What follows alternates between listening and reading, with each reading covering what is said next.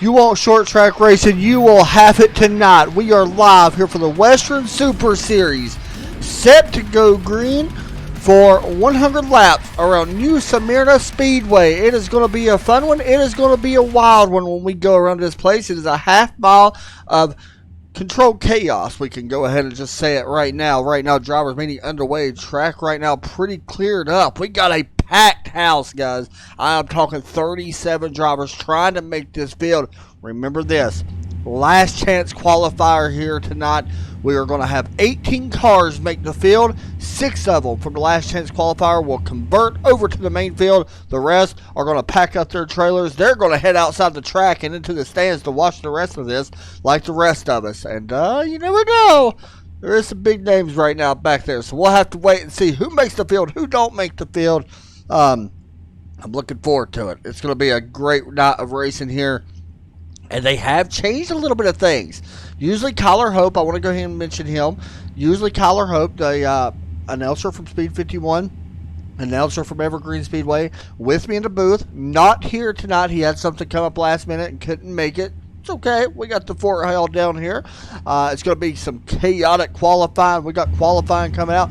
They're going to be doing this a little bit different. Last time we was here 2 weeks ago, and we'll go ahead and actually even show the winner for that. Why not? Andrew Wooten picked up the win back at Five Flags Speedway. And we seen him get that win. A very good win, by the way. Very exciting race. And we'll see how he does here tonight. But the main thing I'm really thinking about right now is how this qualifying is going to go. They actually took out green-white checkers. No more green-white checkers. They took out fast repairs. No more fast repairs. These guys have to be on point in order to win this race. You want the best of the best. You got to be the best of the best. We got some very big names in here. Christopher Bone, we seen him last week coming in here, had a great run. Unfortunately, came up just a few spots short, or a few spots short. He actually finished third. Coming in here second in the standings right now, Andrew Wooten. We just showed his picture. Currently on top of the board right now, actually tied with Christopher Bone right now for that top spot. Both have 54 points. Cody Brinson comes in here tied in third. Stephen Chug, Daniel Dye, your 4th and 5th place drivers respectively, coming into this race. We got a bunch of new additions. There has been some drivers added, and like I said, guys, New Smyrna Speedway, it does not get any better than this. This half-mile track, I was sitting here watching practice just a few moments ago, and this place, I was surprised. It's been a while since I called a race here, but I have been surprised on how quick this place actually is. I was not aware that some of the NASCAR teams actually used to come here and test. They used it for places that they used to test, such as Richmond, Martinsville, and even Phoenix. They did test here for that. So pretty neat. But this place is historic. All kinds of drivers, big name drivers have came here and at least ran laps. Even Danica Patrick came here and tested. So what's that tell you? I should tell you something. But anyway, drivers right now in the drivers meeting, getting ready to go. Remember, we're going to be having qualified a little bit different. We're going to be doing group qualifying. We're going to have about 2 to 3 cars out on track at once. They're going to get 2 minutes of on track time. They're going to pull that down. And the reason for this, last time we was here 2 weeks ago, qualifying was done different. They just did it one at a time. And towards the end of qualifying, we just had to push them because qualifying was winding down really fast. So that is one of the things. Last chance qualifying tonight, 25 laps. And that's a few drivers. Now, I'm looking right now. Right now, it's about 14 drivers from what I'm seeing.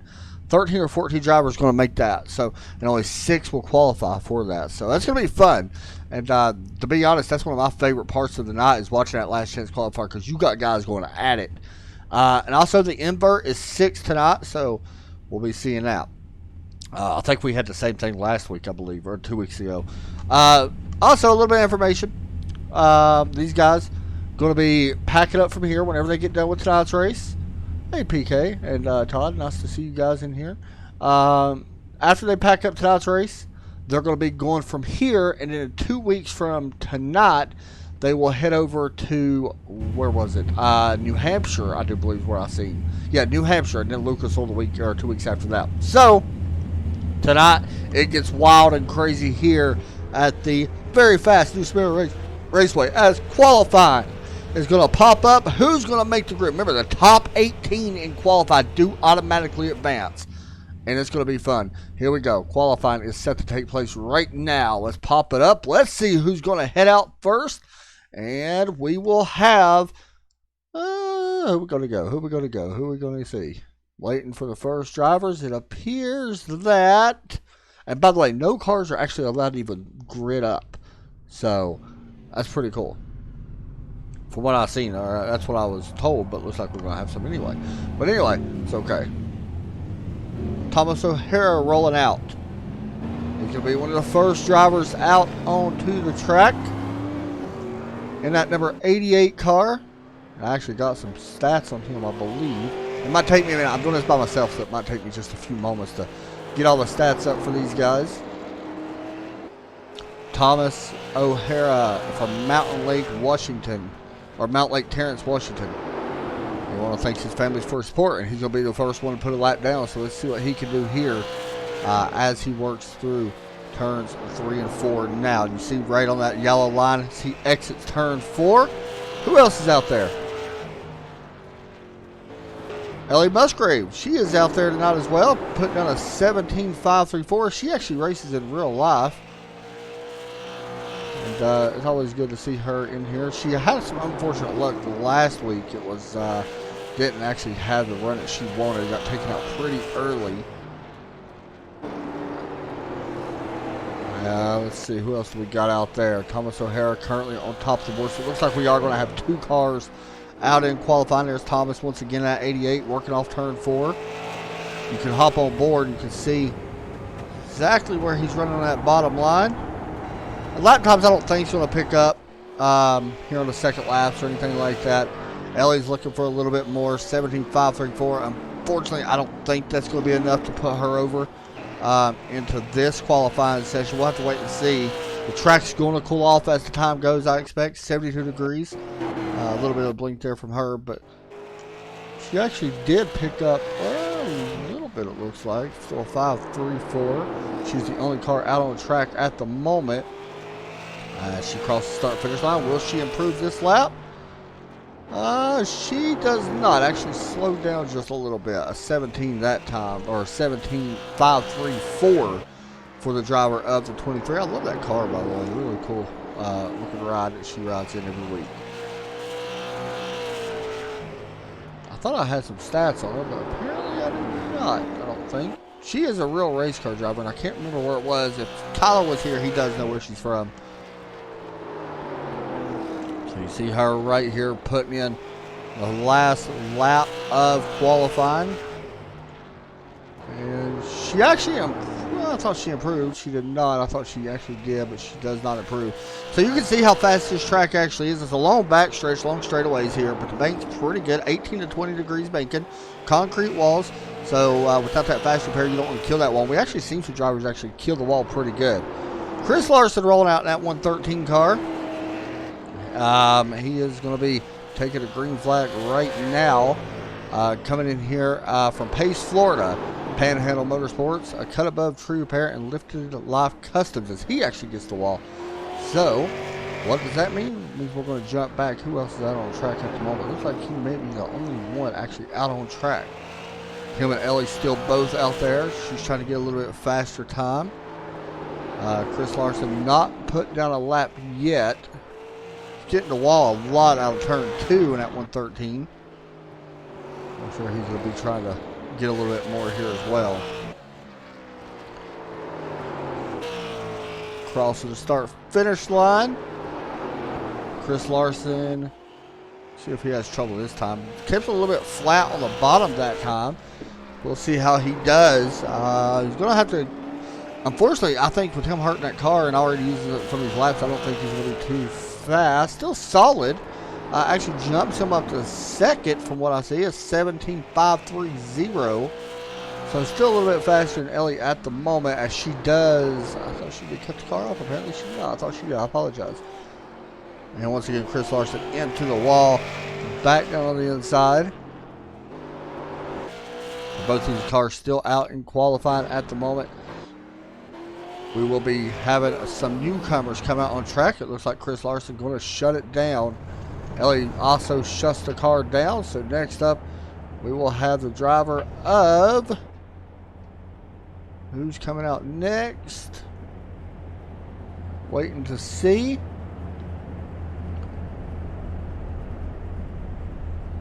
As you see, Chris Larson coming up pit road, pulling it. By the way, these guys are not allowed to take tires. Looks like we're going to have the 52 possibly rolling as well. Oh, did he have to reset? He's waiting to see. 52, Lyle Christensen. I hope I pronounced his name right, by the way. I probably butchered it. You all know how I do. From Leah, Utah. Is that how you say that? Probably not. But there he is.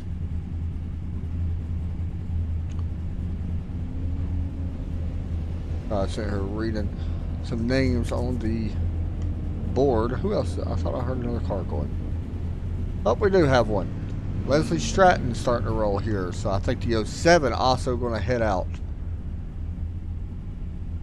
Let me check to see if we got any information about Leslie. Most of these drivers we do. Some we might not. Because we did have some new cars join this week and the last couple weeks. So it might take me just a minute. It does not look like we actually have any information on Leslie. But rolling out. Christensen in at 52. See what he can do. Looking to be a 17.380 here in qualifying. Working off turn number 4. Green flag is out for him. And also Leslie also just rolling out as well. So both drivers are out.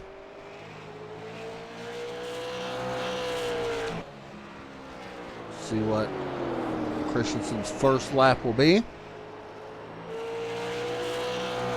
Looks to be a 17.380. Does not with that lap. 17.658. And Leslie Stratton actually jumps up a 17.077. That's a pretty solid lap. Not bad. We got 07. What kind of nose is that? I can't tell. Is that a Pontiac nose? It looks like it. Christensen jumps up right there with a 17.466. Go back here. Let's actually go on board. You can see what this track actually does look like. See the sun starting to set. We're going to create some more grip for these guys over the time. 71-degree track temp. So the later you go out, the better, to be completely honest. More grip on the track. Christensen, and here comes Stratton again. Christensen not moving up that time. Pretty close that lap, though. He ran a 4.51. His best lap right now, a 4.45. So we're waiting to see if Christensen can move up. Here he comes off turn 4. See if he gets it this time. He does improve, a 17.435. But I don't think it. Actually, I apologize. It is a 4.52. So it actually is not faster. As he's got a couple more moments here before we start to roll. And he will bring that car back down pit road. We got some other cars lined up on pit road here already, waiting to head out. Leslie trying to improve that time. Working off turn 4. I'll be honest, it's going to be tough to improve that time with 17.077. Remember, these guys cannot take tires as well during tonight's race. That goes for last chance qualifier and the main race of the 24 cars that take the grid. So some of these guys might already know that they're not going to be faster than what they ran, but it is a good time to get a little bit extra practice in here during the qualifying session. If you haven't had a lot of practice with a clean track, because we've had so many cars, 37 are here, maybe 38 now. So it's a good time to actually go out, get a little bit of practice with a clean track. Why not use it to hold 2 minutes or 3 minutes to your advantage and see if you can learn maybe something about this place. And it does look like that Christensen going to shut it down, as well as Leslie Stratton, the top pole sitter at the moment. Here we go. Who goes out next? Alright, track is clear, and it looks like Matt Pollard going to roll out in that number 90 Mopar. Number 90 coming out onto the track. We'll start green flag lap this time. I do not see any information on Matt as well. We have also out on the track is Jordan Berry. Jordan Berry, a very good driver. We'll get some more information. Robbie Douglas also out as well. So yeah, and Mark Royal also out on the track. So we got a bunch of drivers out on the track. I always have trouble saying his name. I don't know why. The 36 car coming to the start-finish line. Matt Pollard jumps up to second on top of the board. Mark jumps to fourth. Jordan Berry jumps to third.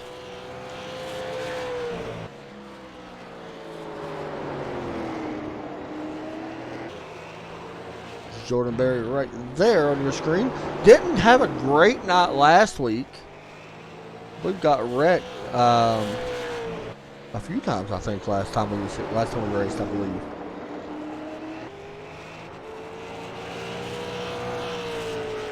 Great look at his car right there. I believe he paints all his cars, so a really good looking team. Robbie Douglas right now running in 5th place. And that number 27 car from Derry, New Hampshire.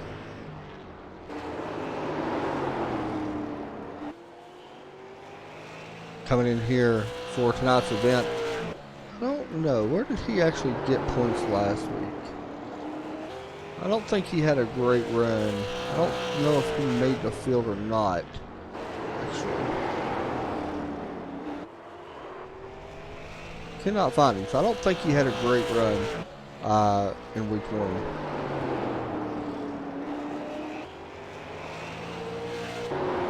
Martin's went around actually in the 36. Let's see what happened in the 36 here in qualifying. He may have got some of the apron. Yeah, he did. And that's one thing we've noticed a couple times in these cars. Getting the apron, going to send you around. You see him hit the concrete wall. Definitely something you don't want to do. I'm sure he definitely didn't mean to. Leslie Stratton right now still holding pretty strong on top of the board. Now 07 with a 17.077. Great lap so far for that 07. As we do got 3 cars actually out on track now. Still qualifying. Robbie Douglas trying to improve his best lap of a 17.82 or 2.82. Currently sitting in 5th at the moment. Now, when I first came in here, it was 37 cars that was in here. It does appear we may have gotten a couple more. Remember, only 18 actually make the qualifying for tonight's race, and then they have a 25 lap race last chance qualifier. And you see Robbie going down pit road, of course, shutting the car off. Who's going to go out next? It looks like Keith Pierce in the 65. Matt Brimkamp rolling out as well. Mark Hertzog, I believe you say his last name, rolling out. And Al Smith Jr. out on the track in that number 96. 96 coming in here, working out a turn number 4 to start his green flag lap from Upstate Racing League. It's his sponsor from County Line, Alabama. You know what? I apologize. I looked at the wrong person. He is from South Glen Falls, New York. Upstate Racing League, Field by Vert, and Coach's Corner on the sponsorship for him. So I do apologize for that. Keith Pierce jumps up to second. Leslie Stratton still holding on at the moment. Here's Mark into number 78. See what he can do. Crossing the start-finish line. Looking to jump up from 9th place. Does he do it? He does not at the moment. Does not improve that lap. Probably definitely looking for a lot more. And if anybody's wondering, this is a fixed setup series. Unlike the Super Late Model Official, this is a fixed setup league.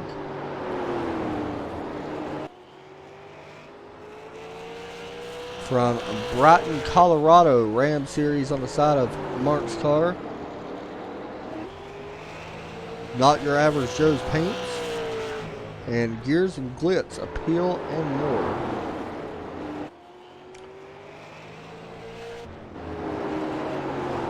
See Keith Pierce right now in that 65. Trying to improve that lap a little bit. Not far off, a 17.127. But yeah, it's just like what we're seeing. You only get about 2 laps to really get your fast lap in, and then if you pretty much set a pretty fast lap. I don't know if you're going to be able to beat that within the qualifying order that we're running in. So Pierce looks like he's going to be running a 127. Everybody, we got a lot of guys right now in the ones actually. 65 to 90, 96, 36, all within the ones. And I think qualifying is really going to tighten up even more here in just a few moments. It's a 78 once again. 3 cars are still left on the track. Haven't looked at the 57. There he is. Mark Herzog.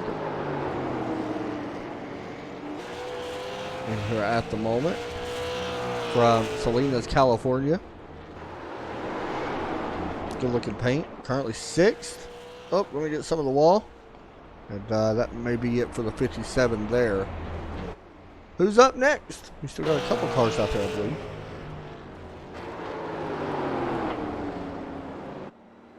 And the 78 looks like he may shut it off as well. So yeah, everybody is coming to the pits. And we're going to have a new group coming out here in just a moment. And here we go, the 38 rolling here on pit road. Richard Swaverly in the 38. And I know we got some information on him. I thought we did anyway. Yep, Wyoming Motorsports Digest from Casper, Wyoming. I think he finished last week. I'd have to double check. But he actually finished 26th, so he actually did not qualify in time for last week's race. And I know we got, I thought I seen someone else. I thought I seen Brandon Stokes. I thought there he is. Brandon Stokes in that 21 Simworks, Carolina Simworks designs truck or car. Brandon, another good friend, currently 17th right now. At number 21. We got information on Brandon. I forgot where he's from exactly. Part of Overtake Motorsports, I can't tell you that. Mobile, Alabama is Brandon. Who else we got out there? Brandon getting some of the wall right there. Robin Castle in the 16. That's a good looking paint scheme. Toyota Supra and nose on the front of that. Not bad looking at all.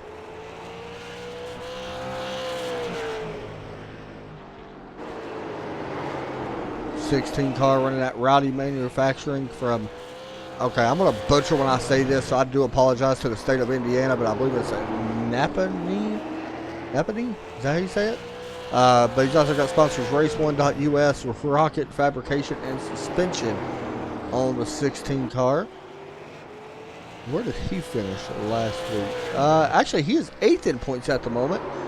He started, I apologize, he actually finished, he's 7th in points, started in 7th last week, qualified 7th, started 7th, finished 7th. So the 777 there. Brandon Stokes right now up to 5th. We did have a new pole sitter, Brian Cole, who I haven't actually spoke about, I do apologize, in that number 10 car. Currently coming in here out of Roxborough, North Carolina, Furniture Mart of Roxborough on the front of that car. Sorry guys, it takes me a minute because I got so many things going on my screen. Just try to bear with me, please. It's quite a bit. Brian Cole, 13th in the points. Actually started pretty solid last week. Started in 5th. Did get the invert, or started actually in 1st last week. He qualified 5th, but after an invert, he started 1st. And then unfortunately finished in 14th, so not where he wanted to be. Or finished in 14th. Yes, he did finish 14th. So not where he wanted to be at whatever. But once again, another solid qualifying effort. Brian may be somebody we can definitely be watching tonight. And with this run, he's definitely going to lock himself in. As well as it looks like Brandon Stokes and Matt Pollard also locked themselves in. Right now, it looks like most of the top 5 have, from what I'm seeing. Richard going to shut the car down. He's going to bring it back around pit road. Same as Brandon. All right, who we got next up? Daniel Dodd, the number 43 car. Rolling off pit road. Ben Kennedy Racing Solar Fit from Daytona Beach, Florida. As he's going to be starting not far from the track, actually. This may be a home track to him. Coming to his first lap. Daniel Dye coming in here 5th in the points. Actually started last week's race in 12th place. Qualified in 12th as well, but finished really well. Actually gained 7 spots in last week's race. One of our biggest movers. And let's see if any of these guys jump up. Matt Johnson, the 17 in here as well. Steven Mastro just jumped up to 3rd in at 54. See if Matt can jump up. Currently in 6th. He does improve his lap, and he does move up 1 spot to 5th. Daniel Dye working off turn. He's got a little bit of damage. Let's see if he can move up, or he's going to be heading over to the last chance qualifier most likely if he does not. And yeah, he's definitely going to be working to improve that lap, or he may be in trouble. Here's Stephen Chung, by the way. Stephen Chung coming in here in that number 84 car. 4th in the points. Started in 8th last week, finished 4th. So, a little bit of blink on his end, but currently in the 13th position. So Daniel Dye is the one I'm really watching right now, because he really needs to have a solid qualifying here, or he may be in trouble, maybe getting pushed back.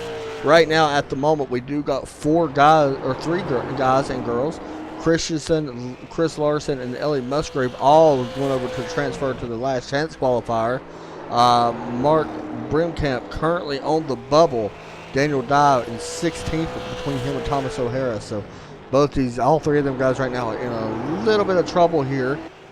There's still quite a few people to go. So Daniel Dye most likely not going to advance here in this one, as you see him shutting the car off, it looks like. And he's another one that may not advance. We still got a few drivers left here. He is currently in 12th right now. Best lap for him is a 17.220. Once again, track temp started at 72 and it's still there. It did drop 1 degree earlier. Connor James, he's rolling up. Who else is out there? Andrew Mordecai in the 98 sitting there. And I believe Cody Brinson. Oh, I thought Cody was there as well. Matt Eddy ready to roll out. Who else is out? Kyle Edgar? Nope. Blake Brown? That's who it is. Blake Brown about to roll out at 071 car. Waiting for the go-ahead to go, and there he goes, dropping down. He's going to get on it pretty good. That first lap, very important here. Connor James, Andrew Mordecai, and Matt Eddy, all 4 rolling out onto the track. As the green flag going to wave, Blake Brown going to start the green flag lap as he works down into turn number 1. Going to push up the track just a little bit. Not the lap he probably wanted to start out in. See how he does. We'll jump back to Connor James here for just a moment in that 04 super late model. Don't think I have any information on him as well. Connor James, that is. Matt Eddy jumps up to the top of the board. Great lap there, a 17.025 in that number 87. Andrew Mordecai jumps to 2nd. So we're starting to see some fast laps being put down now. 87 from Stamford, Michigan. Hal Racing, Eddy Performance on that car. On the 87, that is. Matt Eddy made the field last week, but he did not have a great run. Actually, 15th in points. He did start actually in 2nd place last week. See if Connor James can jump up anymore. Actually, only another guy, Blake Brown, in a little bit of trouble right now. Back in 23rd position. And Connor going to go ahead and shut it off. He's ready to go. We're watching Blake Brown. He is right on the, actually on the outside right now. He jumps up to 18. That does put him on the bubble of the cutoff mark. He's looking for a lot more right now. He's about a 10th or so to really jump up quite a bit. And once again, not the lap he was looking for. That was a 17.4.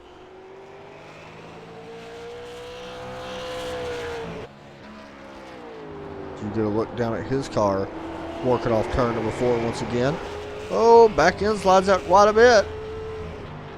And once again, not what he was looking for. Another lap that definitely didn't want. Matt Eddy currently with the pole, 17.205 or 025. Who do we got next? Oh, we got the 98 about to roll out. Joshua Hart in this mix as well. This is Andrew Wooten also back there, last week's winner. Cody Brinson up there in at 47. Joshua Hart. Are we ready to roll? I think so. Kyle Edgar also in this one. 47. There we go. There's the 98. Even though it shows 97 on the number. A little bit weird, but whatever. Cody Brinson coming in here with a solid run last week. Will we have a new lead change or a new pole sitter after this round of qualifying?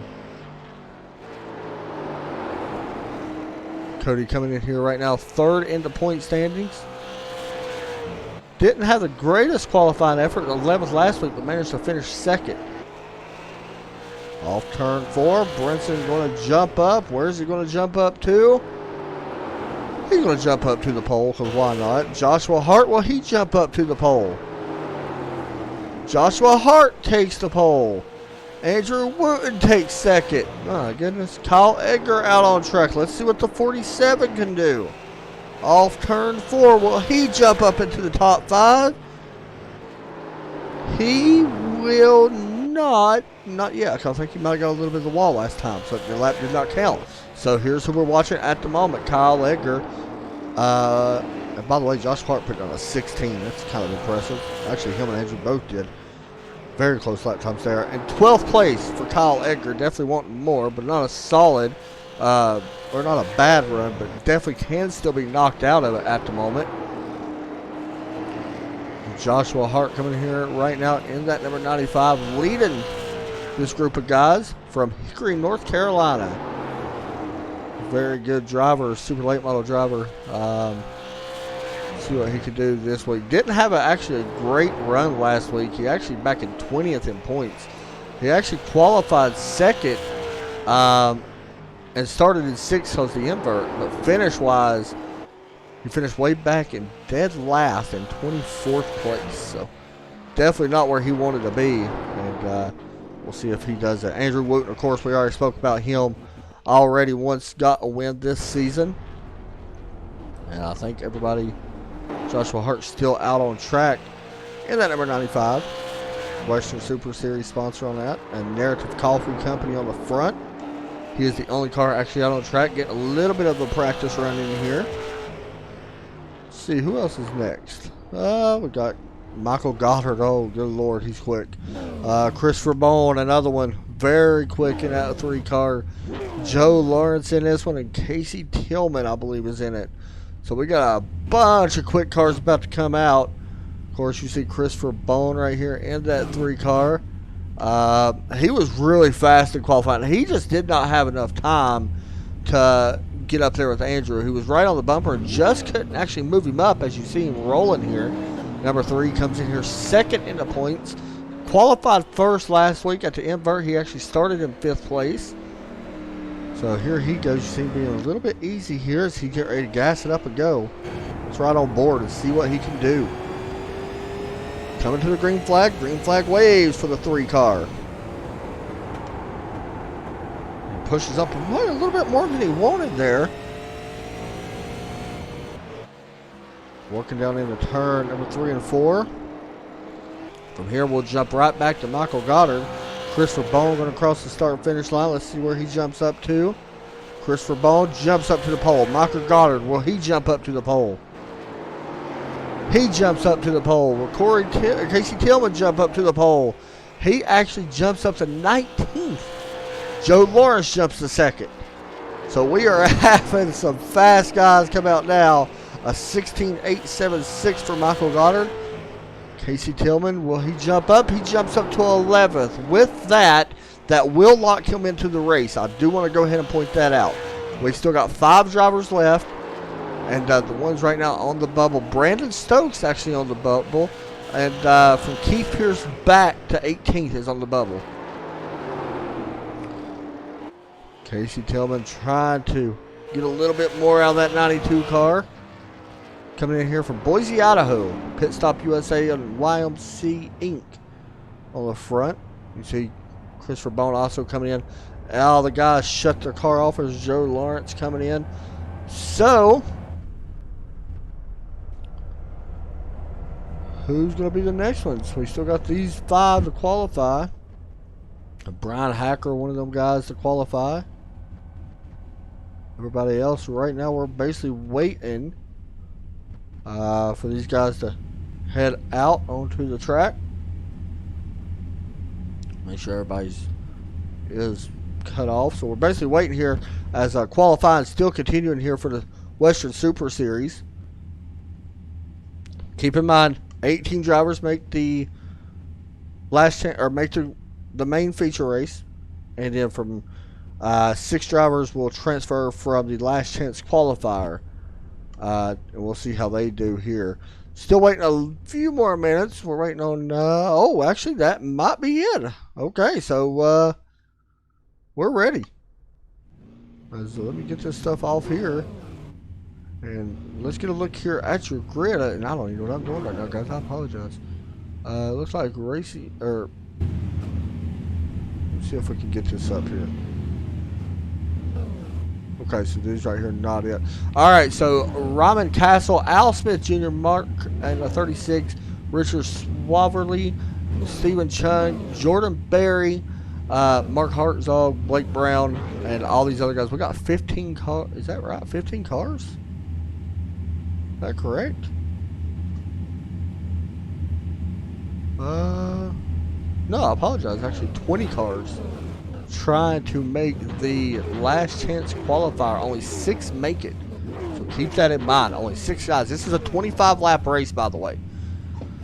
Here we go. Hal Smith Jr. up in front. Raman Castle going to be starting on the pole.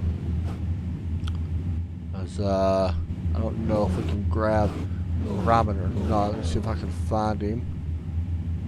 Might take me just a second here. I don't want to talk to him too long because, you know, to get ready to roll. Hey, Raman, you got a copy?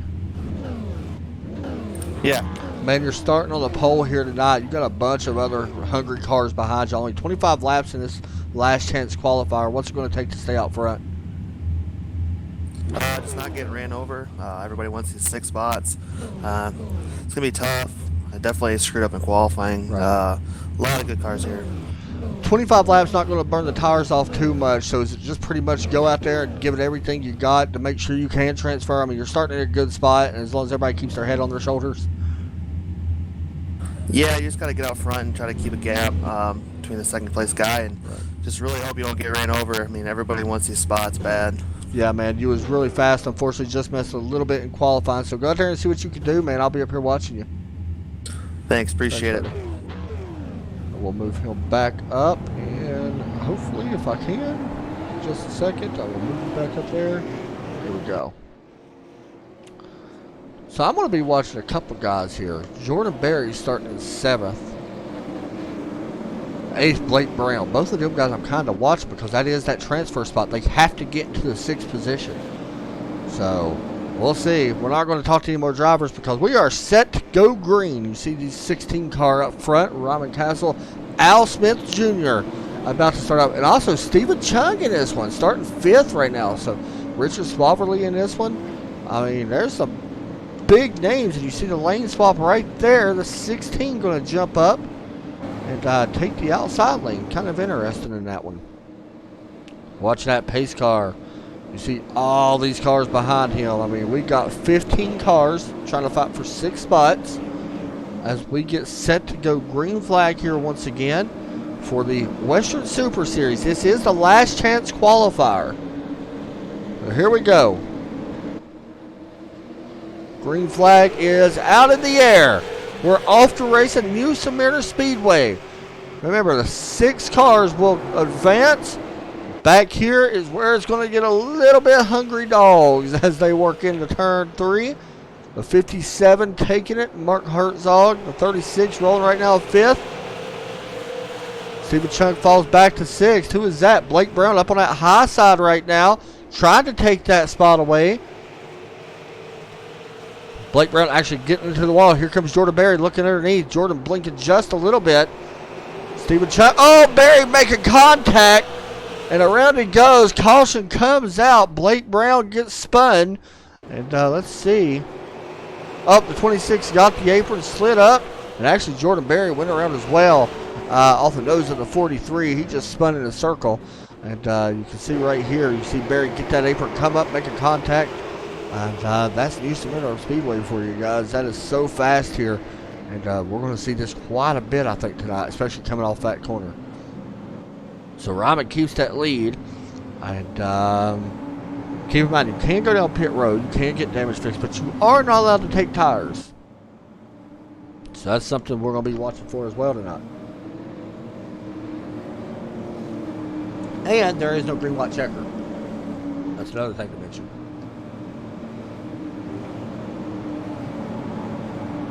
The next schedule for the next couple weeks, there's Connor James.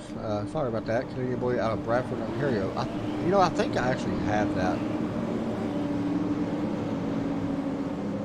And you might be right, Robert, as well.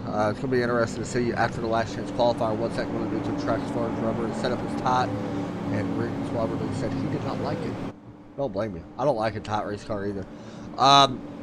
Schedule upcoming for these guys: New Hampshire Motor Speedway next 2 weeks from tonight, Lucas Oil Speedway from there, and then we go to one of my favorite tracks of all time, South Boston. I love watching these things around South Boston. That's gonna be a fun one. Then we head to Martinsville, another fun racetrack.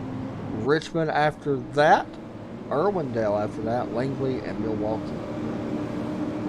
I like New Smyrna though, man. I like this place. It's a fun track. New Hampshire's a little bit bigger track. I think we're only going 60 laps at New Hampshire. So that's going to be a fun place, though.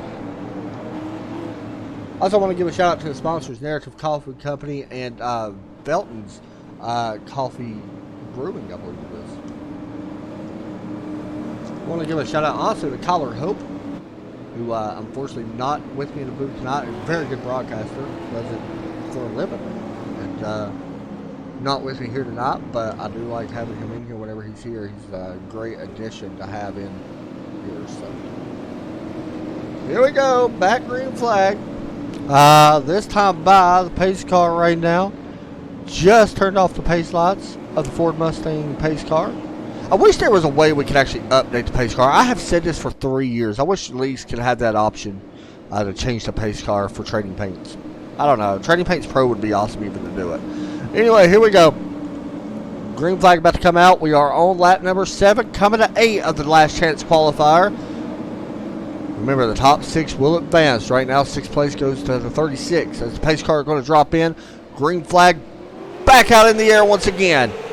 Great restart right there for the 16 of Robin Castle. He's going to get down to the bottom. He does. They start stacking up behind him 2 by 2.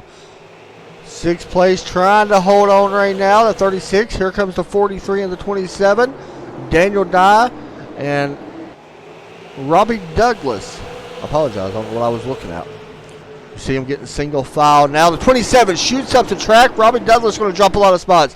He gets back in line. We got cars crashing behind him. Blake Brown is around. And I think that is twice now that we have seen Blake actually do this. Yeah, the 52 making a little bit of contact there with him and sends him up the track. 52 of Christensen. Did he get the apron? And that's twice we've actually seen cars get just a little bit of that apron, shooting them up. Jordan Berry almost gets it as well, but a caution comes out here once again in his last chance qualifier on lap 10. So one thing I've noticed, if you're trying to make the last chance qualifier, you got to stay green. I'm going to be honest. And, I mean, that's only 2 cautions, and it is a short track. I completely understand. But Daniel Dye not liking the cautions because he is trying to grab that 6th place spot. Currently coming in here right now at 7th. Actually started 10th. And has done a fairly decent job of moving up through the field in that 43 car. Out of Phoenix, by the way. Actually, you know what? I don't think that's right. No, that 43 car, by the way, might be a little bit messed up. I apologize. My stats are wrong that I have. So I will find out where he's from. Daniel Dye from Daytona Beach, Florida. There he is. I have 243s for some reason. That's weird. Anyway, pace light's going to be on still. We'll have to take another trip around here as we get set to go back green. I believe we're going to double up next time by, as Robbie Douglas right now rolling around in ninth place. We've really seen him get booted up out of the way in that 27 car. Thought I see the pace lights off. It's pretty interesting. I will go ahead and mention that Blake Brown is officially out of tonight's race. He's going to be multiple laps down. And unfortunately, that's probably going to end his night, as well as a couple other guys that did not start. Pace lights are still going to remain on here. You see the 16 getting the tires. Make sure the tires are good, locked up to the track. Nope, Kyler is not with me tonight, Sam. He had some real life stuff pop up. And big Daniel Dye fan. I would guess you are a big Daniel Dye fan, being your name is that. I did not know that, by the way. And by the way, guys, if you haven't listened to our podcast, go listen to it. We talk about a lot of things. We talk about some drivers, even in this league, mention this league. We talk about a bunch of other stuff. Talk about the Top Fuel IndyCar 500 tomorrow. Or the Indianapolis 500 tomorrow. Talk a lot about it. Being that's a big race tomorrow. Talk a lot about here. Talk a little bit about Kyler Hope, who is with me every once in a while in here. Talk about all the leagues in general. So make sure you go check out our podcast. First one we did, from what I'm seeing, we're getting good reaction. I think a lot of guys like it. So we're going to try to do some more of it. Sam did a great job on hosting it. And big shout out to everybody that joined. Here we go. Pace car drops in. Green flag back out. We got a check up in the outside lane. The 36 gets run into the back of. Remember, he was actually fighting for that 6th spot. 3 wide here up front. That 78 backs out. This is going to push the 36, who does somehow manage to hold on to that 6th spot. He is under attack right now for the 43 of Daniel Dye. Dye right now on the inside line, trying to take that transfer spot away. Contact between him and the 36. Daniel Dye moves in to the 6th position. Everybody knows what that spot's for. Watch the 36. He may drop back in really deep here. Here also comes the, who is that? Oh, a little bit of blinking issue there. Not sure who that was. But, oh, the 38, the 96 is going to go around. Caution flag not out at the moment. We got a spin on the track. 36 is around. The 96 is around. Al Smith Jr., that is a big one, and he now gets a caution flag. He is not going to have many laps to be able to get back into this one. Wow, that shook up everything up front. And what happened to the 57? And we're going to look here at Al Smith as well, as you see the 57 right there. Let's see what happened here. He gets ran into the back of, I believe, from the 38, or did it happen in front? Oh, 38 actually just tapped him and turned him around. So the 38 of, that was the 38, correct? Yeah, Richard Swaverly made a little bit of contact. He said in the chat that the car is super tight, and that may have been what exactly happened here. Let's see if we can get a better view. A little bit of check up in front, yeah, and Swaverly just tapped him. And then the 43 went ahead and sent him the rest of the way around as the 36 plows into him. So unfortunately, Mark is done for this one. Al Smith going to be in a little bit of trouble now because, remember, points, man. That's what it's all about. It is all about points coming into this race. And where this is only the 2nd race, and Al Smith Jr. comes in here. He actually was able to run to last week's race. Qualified really good. Qualified in 2nd, but with the invert, he started in 6th. And unfortunately, he finished 24th last week. Finished 24th. So not where he wanted to be coming into this one. I'm sure he had way better hopes than that. Unfortunately, just got turned. And by all means, Swaverly did not mean to get into him. And it looks like he actually has parked his car as well in the 38. So, and while this happened, by the way, the lead did change hands. Mark Hertzog actually grabbed the lead away during this exchange. And him and Stephen Chung, and we mentioned Stephen Chung earlier. I'm not surprised that Stephen is there. He started in 5th, and I mean, he's that good of a driver, so I'm not surprised that Steven is right now in that transfer spot. This is going to be the craziest restart I think we've seen, by the way. We only got 6 drivers trying to make this transfer spot, and we're only going to have about 3 laps left, I believe. Let's see if the pace lights go off this time. If they do, it's going to be 3 laps. If not, it's basically a green-white checker. Do they go off? They do. So it's going to be a 3-lap shootout for the transfer spot. And I'm going to be honest, I don't think we're done seeing a wreck. I'm just going to be real with you guys. Pace car right now working off. Oh, Mark blinked a little bit. Working off turn number 2. So keep in mind, the 113 of Chris Larson right now in that transfer spot up on that high side. He's going to have the 27 of Robbie Douglas to his inside, and Christensen will be starting right behind him. Pace car falls in, and the green flag back out in the air. Chung with a great restart. That's going to be close on that one. We'll have to wait and see if anything gets happened. But there goes the 57. He gets moved. Big wreck happening. Everybody trying to fight for a position. And with a caution flag come out, we stay green. No caution flag. Caution flag comes out. Al Smith Jr., Jordan Berry involved. Mark Hertzog involved. Oh my goodness. Thomas O'Hara involved. And so here's what I'm seeing. Let's get the replay, because I don't know where this all started at. 57 right there. Gets right into the back about a 16. And from there, it's just chaos behind him. So, Stephen Chung going to transfer over. Daniel Dye, Mark Brimkamp, Raman Castle, Christensen, and Chris Larson going to be your top 6 transfer spots in this one. There's your look at it. That's going to be your top 6 transfer. And I'm sure there is some heat right now being said inside of that race car, and I would hate to be there on the receiving end. Because, oh, here comes the 36 back around. He's probably not happy. Let's see. He's going to go around, not do anything, which is smart. Probably not happy. Stephen Chung is going to win here for the Western Super Series last chance qualifier.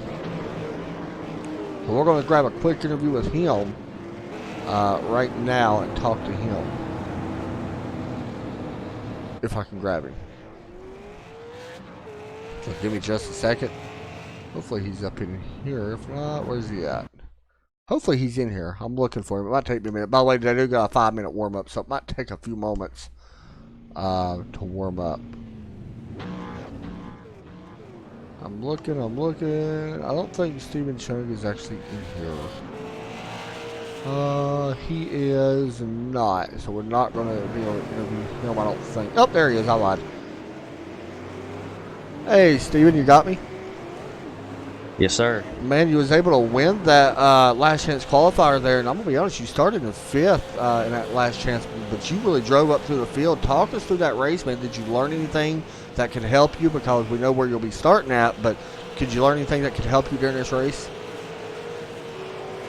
Oh, well, you know, being honest, I didn't even expect to make the race starting 5th, Right. Being on the bottom. The outside is so dominant here, so I figured, you know, I'd just try and gain experience in the track in general. But we got on the outside, and I learned that, you know, you can pinch them down, you can keep it rolling and get past them, and tires seem to stay pretty good out there. Of course, it was only 25 laps, but I think knowing how to get around the outside here helped a lot during this last chance race. I think that's something I can take into the feature. Yeah, man, that's gotta be a big relief, because you actually came in here 4th in the standings tonight. You did qualify and started 8th last week, so that's gotta be somewhat of a relief. I know it's still early in the season, but points still mean quite a bit, especially if you miss the last chance qualifier or don't make the race. Yeah, that was my goal coming into today, was to make the race and be there, at least be there for the race for points. But you know, now that we're in and I've got a little more confidence winning the last chance, I think we might have a shot to climb up through the field and really have a good points day. All right, man, I'll let you go. Good luck in this main race. It's going to be a fun one. That was a good race right there. Thank you. Thanks, buddy. We'll move him down. Steve's going to be starting towards the back end of the field. So what we'll do, guys, we'll grab a quick commercial break and get ready and set the stage for this main feature coming up here in just a moment.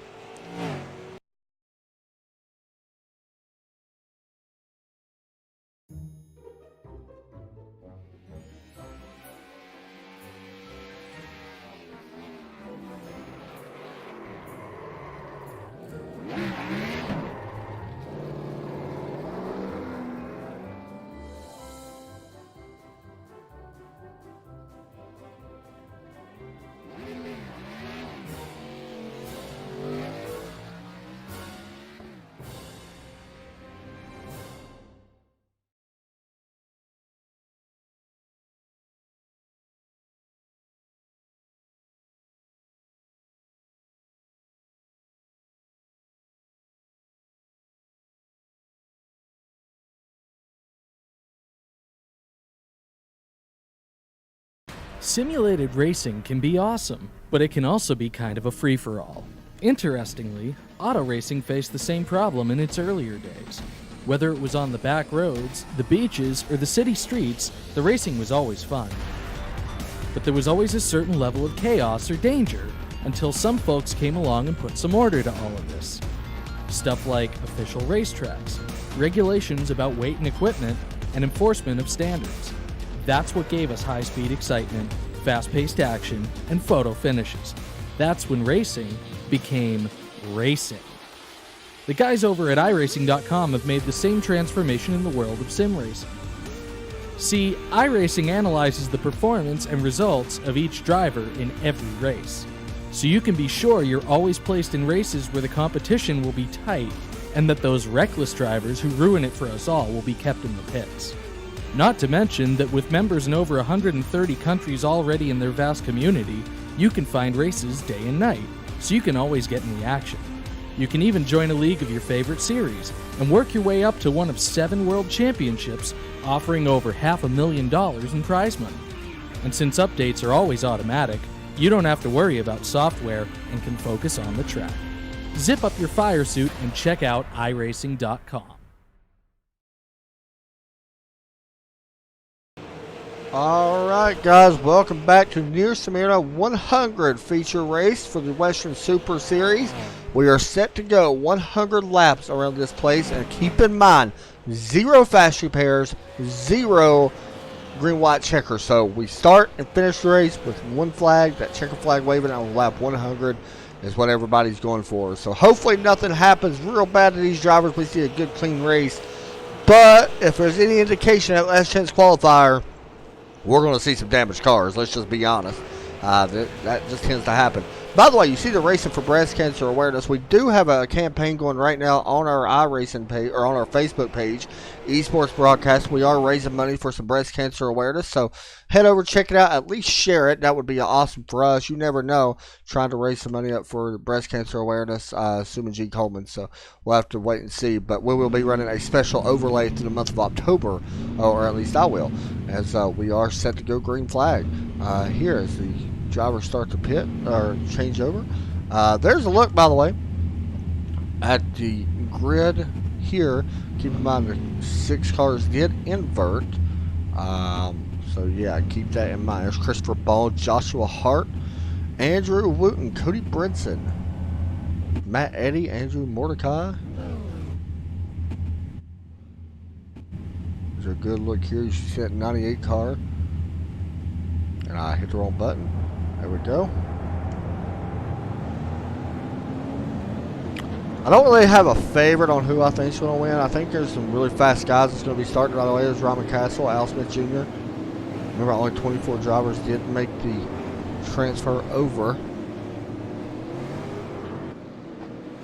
And here we go. Cody Brinson up on the front row. Now, I can't remember if we're going to go ahead and... I think the invert's already set. I cannot remember if it is or not. If so, we'll see them drop back here in just a moment. If it's not, I cannot remember, like I said. Alright, 100 laps around this half mile, 18 to 20 degree banked New Smyrna Speedway. And one more look here at your weather for tonight's race. 73 degree track temp. Sun is going down as well, so we'll see. By the way, Andrew Wooten, did he not grid up? I do not actually see him. I don't think he gridded. Pace car is going to drop in. And the green flag out in the air, where once again we are racing for the Western Super Series.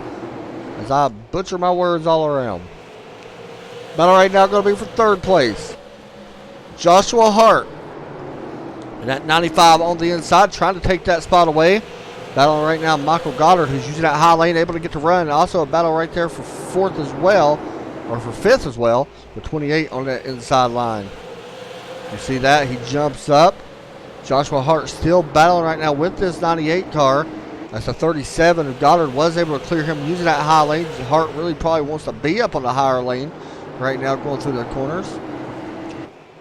Falling back just a little bit. He may be having to give up a little bit of spots here trying to squeeze up in front of the 28. Not going to be able to do it. Joe Lawrence not giving too much of a break, but it looks like he's going to let him in now. And Hart probably going to fill that slot. He does. Let's jump back a little bit through the field. Let's actually hop on board with one of these cars right in the middle of the action.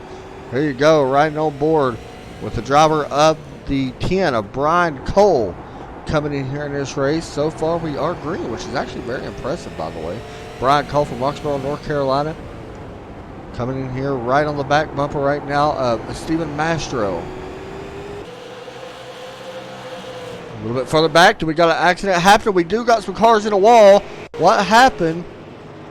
The 52 of Christensen, remember he made it over. Oh, this actually happened up in front of him with the 16 of Castle, who actually switched over.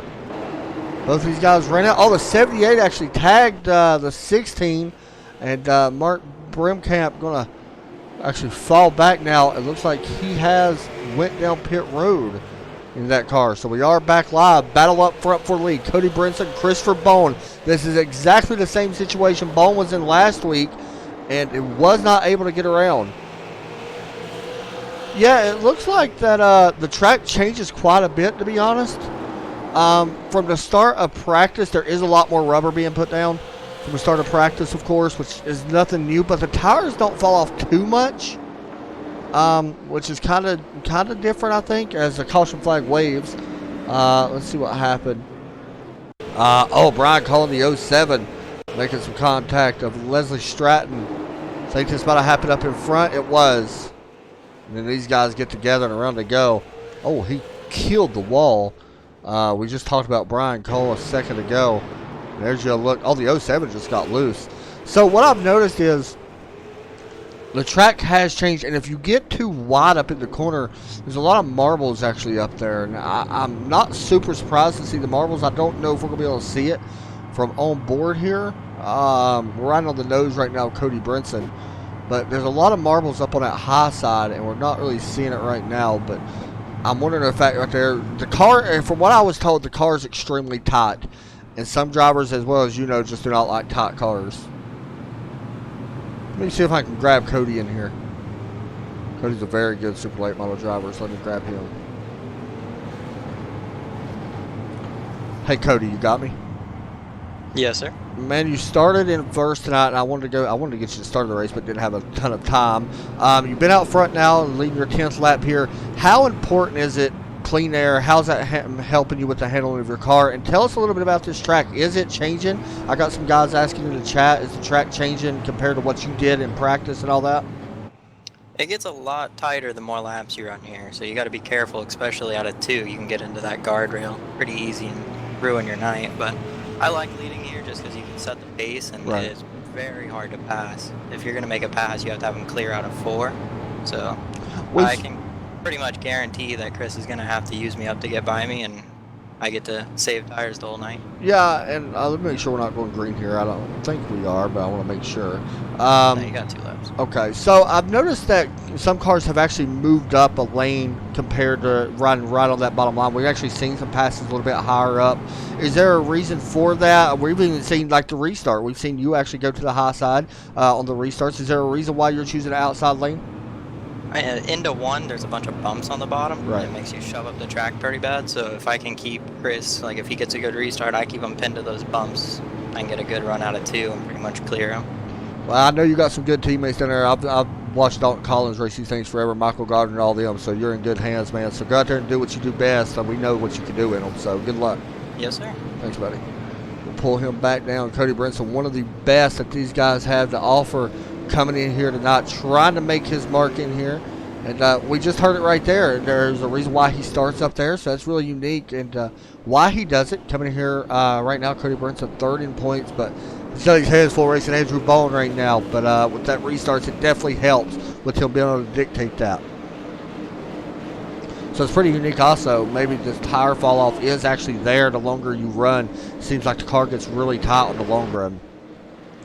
Here we go. Green flag is back out in the air once again. And a solid restart that time for Christopher Bowen. Will the 98 be able to get down in front of him? No. 3's going to cut him a little bit of a break there. Definitely could have went the other way. Christopher Bowen slides up in front of Andrew Mordecai. We stay green for the time being. Here comes more. Are they wrecking behind them? They are. More trouble out of turn number 3. And it is Stephen Chung actually around. That is a surprise. Making contact with Brandon Stokes. And then, boom, right there, the 10 of Brian Cole. Really nowhere to go. Just gets in. Let's see. I think Stokes actually came up the track this time. And let me double check. But it looks like Brandon may have drove it a little bit too hard and slid up. Yeah, there it is. Car just didn't turn. And we can even hop on board and we'll see if the car turned or he just drives straight in. Here's a great look at it. And probably not the best look because I got everything all jacked up right now. Yeah, wheels definitely turned. Oh yeah, that car just went straight. That thing launched straight up into the corner. So you see Brandon Stokes getting the EOL, drop it back to the back of the field. He's going to have a lot of cars to work up through. I do want to mention 2 cars are out this race. Andrew Wooten being the biggest name that is out. He came in here your points leader. Not going to leave the points lead tonight, that is for sure.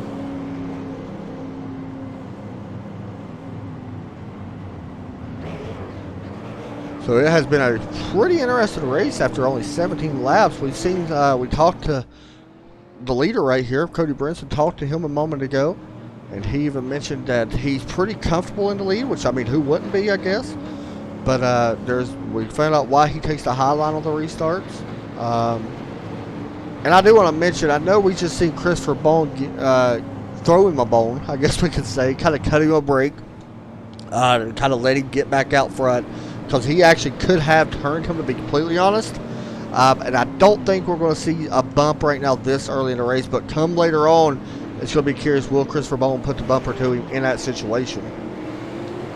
Right now, by the way, these are the 2nd and 3rd place in the point standings coming into tonight's race. And they're going to gain a ton and actually take the lead as long as they stay up front here tonight.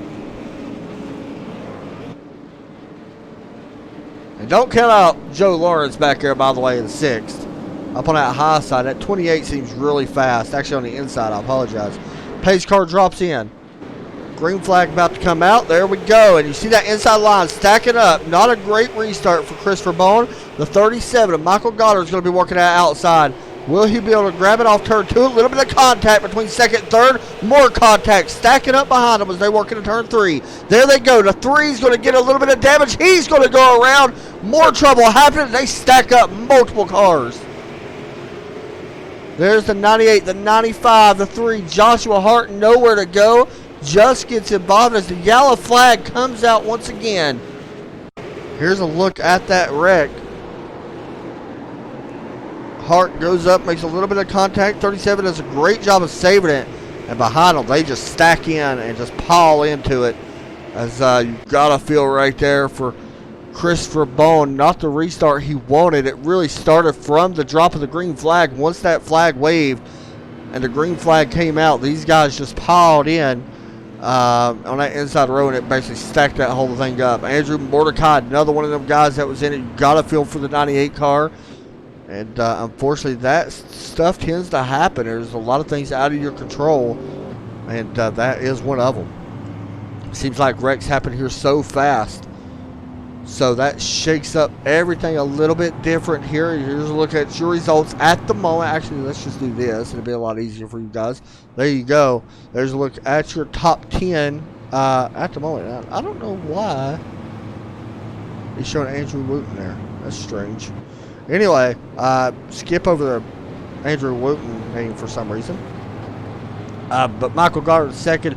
Stephen Mastro's moved up. Daniel Dye has moved up. That's impressive. Joe Lawrence in 6th at the moment. Here we go. And so you see a couple cars going by. So we'll get ready to double them back up here once again. And throw the green flag here in just a moment. Woo! These guys wear me out. I'm not going to lie. By the way, Andrew Mordecai on pit road. Joshua Hart is showing 1 lap down. He is the first car. Actually, he may. Yeah, he is going to be 1 lap down. So he will be the lucky dog if and when we have another caution. And I'm watching Andrew Mordecai on pit road. You see him exiting, just getting some damage taken. These guys not allowed to take tires. So here we go, doubling back up. Show a good look at the Extreme Sim TV on Cody Brinson's cars. Some paint schemes, by the way. I know we're getting ready to go back green, but there you go. Front Stretch Mafia. Michael Goddard's car, the 65, Keith Priest, and Steven Mastro, the 54. Daniel Dye here. Yeah, a lot of nice cars in here. There we go. We're going to double up this time. I apologize. I noticed it still shows Andrew Wotan on top, so that's kind of strange. He is actually not. That's weird. I don't know why it's showing that, guys. I do apologize. He should not be shown on top. But apparently he wants to be there, so we're just going to let him stay there. But anyway, he is not second. He is 24th. I just want to make sure I make that clear. There's something going on with the ticker. It's actually kind of strange. Sam, maybe if you're watching, you can let me know in the chat. That's a little weird. But anyway, Michael Goddard is second with Cody Brinson in the lead. Here we go. Pace car pulls in. Green flag out. Riding on board with the driver of that 97. And how about that? Contact! Making the 98 going to go around. The 37 makes contact with Cody Brinson. They stack up once again. Oh boy, that just got exciting. The 37 of Michael Goddard went in. I think it was kind of like the same thing Brandon Stokes. The car, nope, a little bit different that time. Just pushed up. We talked about how tight the car is. And Cody Brinson right now probably livid. The only difference is both of them guys are, well, they're in the same TeamSpeak channel. So I'm sure that words right now being said in there. Two teammates making contact. And around they go. You see some other cars, 16 getting pretty hard contact. Ryan Castle, everybody else makes it through. All but the 98, who got to kind of feel for it. Matt Pollard, he actually got the pretty good end of this. This is on board. Pretty good, pretty good. I actually stopped. Well, got to give him credit for stopping. So that was interesting, and so that's going to change up the whole field once again. Michael Goddard going to drop way back in the field as he's going to get the EOL penalty for this one. So him and Cody Brinson both going to be in the back here at New Smyrna. This is going to change the lead over to Keith in that 65, along with Steven Mastro and Joe Lawrence. I'm going to be honest, Joe Lawrence gets up there.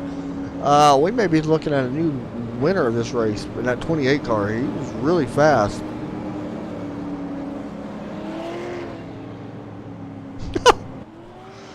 It's weird seeing Daniel Dye comment on Facebook as Daniel Dye saying go Daniel Dye. It's kind of weird. But I did not know, by the way. He has moved up quite a bit. Right there he is. About that, running a real life paint scheme as well. From Daytona Beach, Florida. Kind of like a home race, I believe, for Mr. Daniel. Running that Solar Fit Ben Kennedy Racing machine. So I got to ask you guys in the chat, and this is probably a bad idea because I got an idea of who some guys are already pulling for. But after 30 laps, we've seen 4 cautions. But we have seen multiple things happen up front. That's what's been weird. We only seen 2 leaders. Give me your thoughts right now in the chat. But you know what? Let's answer this question instead. I think we're actually going single file restarts, which is different. Yeah, we are going single file restarts. So I want to ask you right now in the chat, give me your thoughts. How many yellows will we see tonight? We average 4 right now. And that's just, that's just short track racing. I'm perfectly okay with it. But I want to know your thoughts. Pace car drops in. Green flag back out in the air once again. Single file restart. Daniel Dye making a move to the inside. 3 wide into turn 1. 28 has to back out. Daniel Dye looking to take 2 spots in one corner. He does take it away on that bottom side as Steven Mastro starting to battle back on that high side of that 54. Little bit of damage on the 54. Daniel Dye takes it away. Back here, Kyle Edgar now starting to work that high side in that 47. You see that 28 really push up as well. That's where we're seeing a lot of our cautions. A lot of cars are pushing up, and especially in the turn 1 and 3. And that's where we're seeing a lot of these wrecks actually happen. They enter super low, and they slide up quite a bit. A little bit further back in the field. Here we go. Who is this? Matt Johnson, Connor James, looking to try to take over the 7th spot from Ryan Castle. Or Ramen Castle, I apologize. Castle looking underneath the 07 right now of Leslie Stratton. Not going to be able to take it away. Actually using the apron. Here comes Connor James using the high line. We stay single file up front. Nothing changed. If it does close in, I will jump back up to that. But right now, Connor James trying to pass this 16 car using that high line. Not going to be able to. He does have the 07 of Leslie right in front of him running that high line. Actually slows the outside lane down just a little bit. Here comes the 16. Ryman right now able to try to get around this 07. That 07 is going pretty wide of Leslie out of or in the center of the corner. Slides up the racetrack. Ryman right now looks like he's going to be able to take this spot away. Working out of turn 2. He does. 07's in the wall. Making a little bit of contact and may have used them tires up a little bit too early. Back up front towards the lead. It is single file. 1, 2, 3, 4. And I know it's showing Andrew Wooten on the ticker, guys. Completely look over that. Not sure why. Battle for the lead right now. Daniel Dye looking to take it away on the bottom side. Exit to turn 2. Not this time. He's going to have to try to figure out another way around. He's going to really have to set this pass up off the corner. You see the 65 really guarding that middle groove. That's where we've seen a lot of these guys get the runs at. So he has actually changed up his racing line right now. The 43 trying to get some clean air to the nose. Trying to figure out a way to get around Keith as they work back into turn number 1. And you can look on board right now. Keith starting to see the pressure. Every little bit. Here comes the 43. Not going to be able to get it just yet. And Daniel Dye slides on the bottom a little bit. He gets pushed into turn 1. Actually, I thought he was going to have a little bit of trouble on the exit and able to correct it there just a little bit. Here comes the 47, Keith Edgar, looking to the inside of Dye. Not going to be able to take it, I don't think. He does slide around him. Daniel Dye looking to do a crossover. Not going to be able to get it at the moment. Here he goes back again in 1. Both of these guys trying to figure out a way to get around the 65 right now as the 47 is able to clear Dye. Dye slides back to 3rd, moving Kyle Edgar into the 2nd spot. Edgar now setting his sights on the race leader, Keith Pierce, I apologize, as they work into turn number 2. And there's your drive. That's exactly what Kyle is looking for, that center drive to exit. Really doing a great job in the center, especially in 1 and 2 right there. It is again, a really good exit once again. See if he does it here into 1. Looks like he may back up his corner just a little bit compared to the 65. As a yellow flag back out in the air. And it is going to be back here with Casey Tillman, I believe, that went around. Maybe a little bit of contact there with the 98 off the turn. Oh, it looks like the 92 may have actually came down. Let's see. Here's a better look at it. 98 of Cody Brinson working his way back up to the field. Oh, the 98 did tag him. And Cody Brinson, after driving all the way back up to 12th, is going to drop all the way back down to 21st again. That's a heartbreaker. We're almost halfway into this race. And it's pretty good. I'm not going to lie. It's a fairly decent race. Like, we have seen some great racing so far. Last chance qualifier, great race. And we're seeing it here once again tonight. And we're seeing typical short track racing. I'm sure the tempers are starting to flare. So I'm just curious. Daniel Dye, the guy that's commenting right now, is that you in the race cars and somebody else on your name? Because I'm really weirded out by it. Yeah, it's kind of strange, Sam. Like, I was weirded out by it too.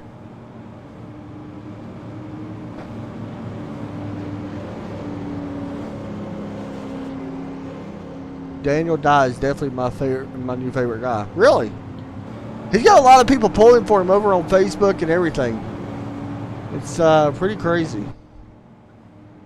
It's good though. That's what I like. I like having the friends and family come over, and because when you get the two friends and family from different drivers that come in and start talking, it makes it interesting for us because I like reading the chat as the race goes on. So it's really cool for us to be able to do that.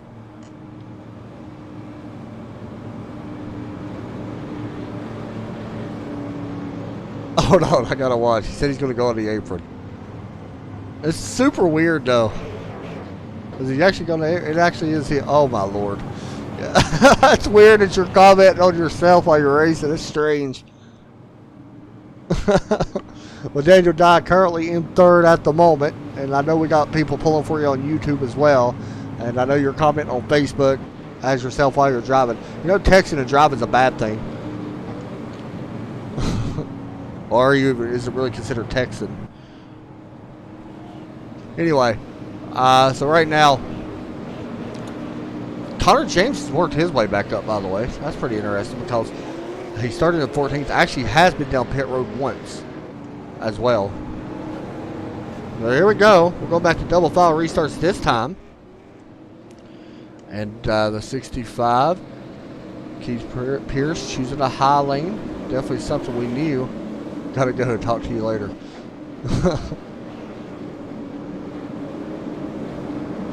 It's really fun. I think Daniel might be one of my favorite drivers now just because he texts and drives. Anyway, pace car pulls in. And green flag back out in the air. And a solid restart by both drivers as they go into one. Who's it going to be at the exit of turn 2? 47 pushes up. He's looking to take the lead out of 2. And it is Kyle Edgar with the nose out front. Trying to do the slide job that he did on Daniel Dye. Here comes the 28 of Joe Lawrence working the high side now as the 47 new leader at the line. Kyle Edgar does take the lead, and up front still it is a battle for second as the 65 almost gets into the wall. Keith Pierce almost had a little bit of trouble. Here comes Dye now looking underneath, and also the 28 Joe Lawrence caution flag back out in the air once again, and it is Andrew Mordecai around. And this is your typical short track Saturday night. Well, we might as well. Oh, this happened actually in front. Ooh, there we go. The 113. They actually started wrecking up in front of him, I believe, and they saved it. Yeah, it just stacked him up, and the 113 drove in really hot. And Chris Larson getting contact there with the 98 of Mordecai. We're going to have I'm going to be honest with you guys right now. The points this year is going to be so up and down because we're seeing so many different things. We're having guys that last week was up front, now in the back, and then with the last chance qualifier might not make points at all. It's really different. And I do like it, but boy, that points race is going to be huge. But yeah, guys, also, as I mentioned, check out our podcast at me, Sam Cooper Bennett, Byron Rodney, and Nate Siefker actually joined us in the booth today, and from what I was told, it's a pretty good success. A lot of guys like it. A lot of guys that don't even like podcasts did like it. A lot of people saying that we worked well together in the booth, and they enjoyed it. That there was a little bit of comedy involved, but they really enjoyed all the different leagues we talked about. We did talk about this league. We talked about tomorrow night's Top Fuel League. We talked about the Red Sox Racing League, the Ultimate Conquest. I don't know how many leagues we actually broadcast total, guys. I'm gonna say it's like a week. I think it's honestly, it's more than 7, 8, 9, 10, 11, probably like 12 leagues, I think, total, 11 or 12 leagues. And right now it's only being split between 3 people. Really, the last couple weeks it's only been split between 2 people, me and Sam Cooper Bennett. So it's kind of strange to have that many leagues for one broadcast, but it's been fun. And we did talk about this league. We talked about, the different types of racing that we have, and we got everything on ESPN right now. We got short track racing, and honestly, this league right here, probably that I know of, it's at least in the top 3 in the super late model leagues, maybe top 2 as far as the best leagues out there. And this is still a new league, and I think these guys are going to grow and get better. Honestly, they got the talent, 100% got the talent. And then we got some dirt racing and stuff like that. It's awesome. So, here we go. Single file restart once again. Here's a look at your race summary, by the way. 3 lead changes, 45 laps remain. 55 laps have been completed. Here we go. Set to go green flag. Here for Smyrna.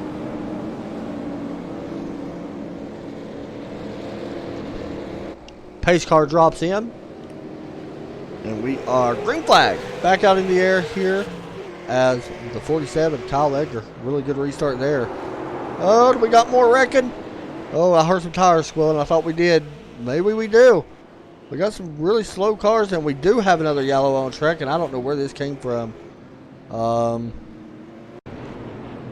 It's actually happened right up here in front of the 92. I don't know if a car spun or iRacing just... Oh, it happened further up than that. Right here, the 87. Oh, wow, the 87 went around, or halfway around, I guess we could say. Let's see if I can find him. Matt Eddy, that's kind of a surprise. There was single file. The 17 was behind him. And making contact. The 17. Matt Johnson drives into the back of Matt Eddy. Oh, yeah, he definitely tagged him on that one. There he goes. And they are stuck it up behind him.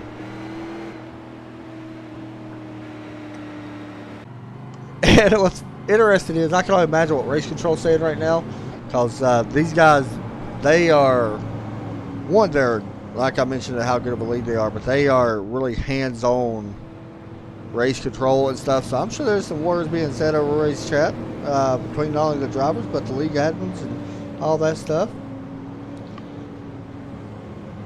So yeah, we work our 7th caution now, and nothing really changed right there, by the way. We are going to have a car drop to the back. Matt Johnson in the 17 does get the EOL penalty that time.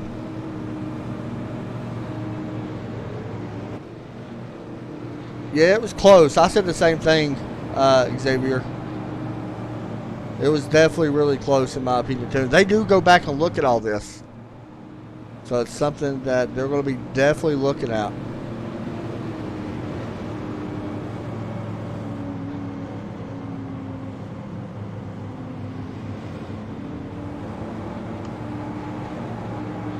So I do got some news I want to mention. Andrew Wooten, who for some reason is showing up on our podcast or broadcast right now, his server disconnected and actually withdrew him from the session. So that's a little bit strange. And also, a little mention about Casey Tillman back here. He's actually a real race car driver in real life as well. He raced winged asphalt sprints last weekend in real life and in Oregon. Not sure how he finished in it, but he does race in real life short tracks as well. So one thing I've noticed about this league, there's actually a few drivers that race in real life that run these things in here. I know Joshua Hart, I believe he runs in real life, I believe, or he did. I think he still might. I know Brandon Stokes messes around with the race team. I know he don't race, but I know he messes around with them. And I'm sure there's a ton of other. Daniel Dye, I know he does.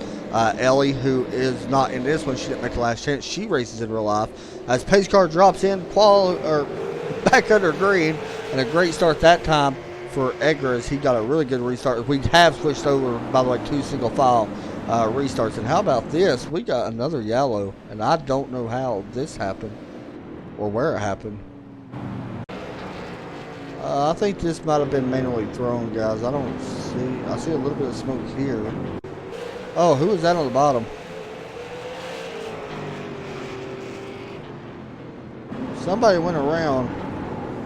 There's a pace car.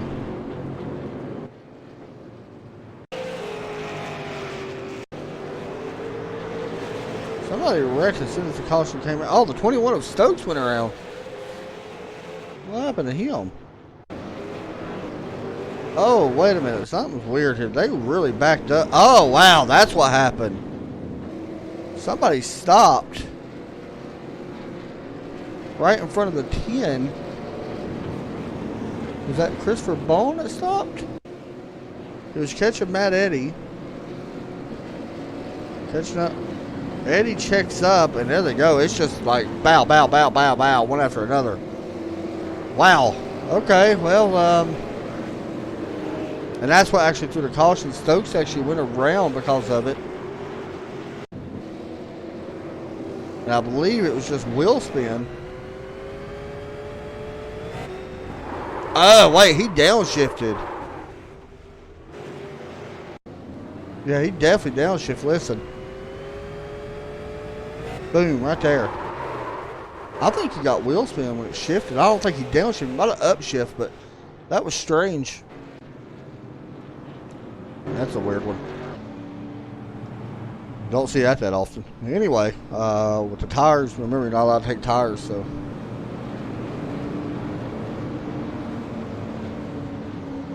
Where is Michael Goddard's up in ninth now?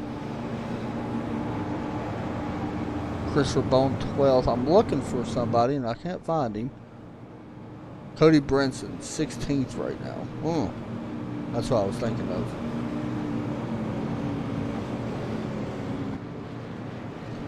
So it's been kind of a weird race, man. I'm not gonna lie, it's a very strange race tonight.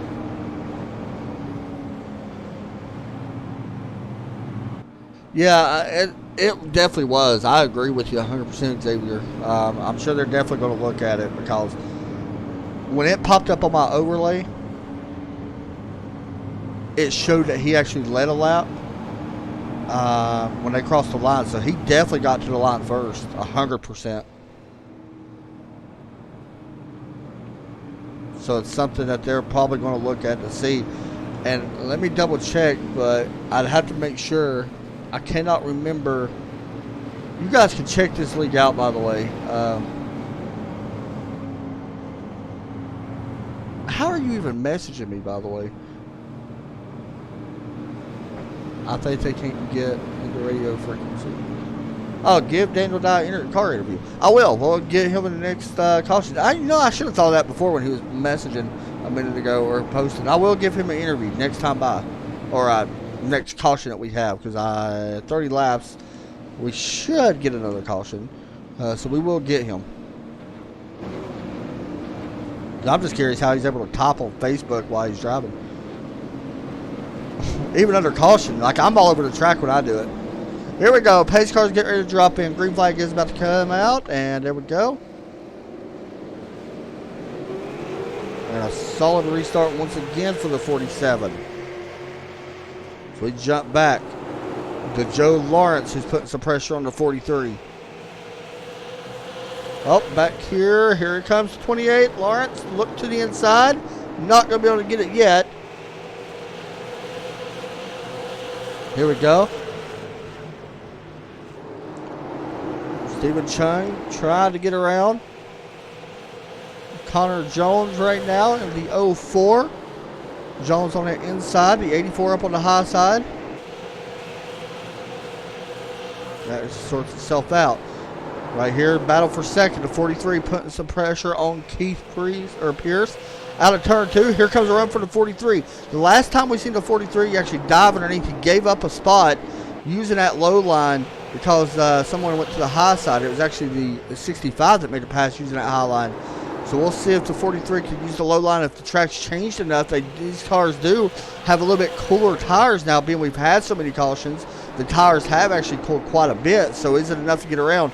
And who is that? The 16 of Castle making a run through the field. He is showing it in fifth at the moment as the battle for second still showing.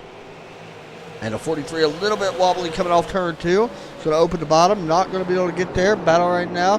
Ryan Castle gets set up, wrecking behind them. They get that sorted out as Connor James may have put the bumper to someone. Looks like Leslie Stratton got the bumper put to him.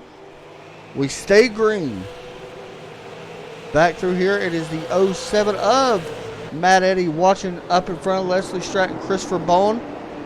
We say 2 by 2. Stephen Chung right in front of them, battling Stephen Mastro. Mastro gives up that spot, follows him back to ninth now, drops him back to ninth. As now we continue watching the 07 and 87 of Leslie and Matt Eddy going at it. Right now, Stratton underneath the 87, going into turn one on that bottom side. working out of 2. It's a good looking paint scheme on Eddie's car. Oh, who was that just killed a wall? Oh, that was Brian Cole. Actually got hard into the outside wall in that concrete. You see him sliding around right there in that 10 car. He was able to keep it going straight. Only gave up that one spot, so a good job by not getting too much. At least didn't look like it hurt his speed anyway.